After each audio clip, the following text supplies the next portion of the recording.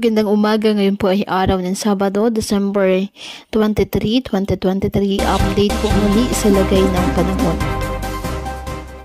Ayon sa Pag-asa, shear line ang nakakaapekto sa eastern section ng Southern Luzon, habang northeast monsoon nakakaapekto sa nalalabing bahagi ng Luzon. Wala namang bagyo na minomonitor sa loob at labas ng ating PAR na maaaring makaapekto sa ating bansa.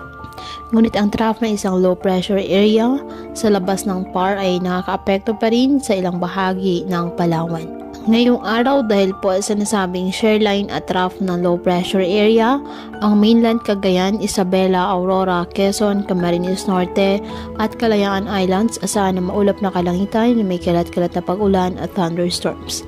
Ang Metro Manila, Cordillera Administrative Region na lalabing bahagi ng Cagayan Valley, Ilocos Norte, Ilocos Sur, Cavite, Laguna at Rizal, asahan din na maulap na kalangitan na may mga pag-ulan dahil po sa northeast monsoon. Ang Palawan, Visayas at Mindanao, bagyang maulap hanggang sa maulap na kalangitan with isolated rain showers or thunderstorms dahil sa easterlies at localized thunderstorms.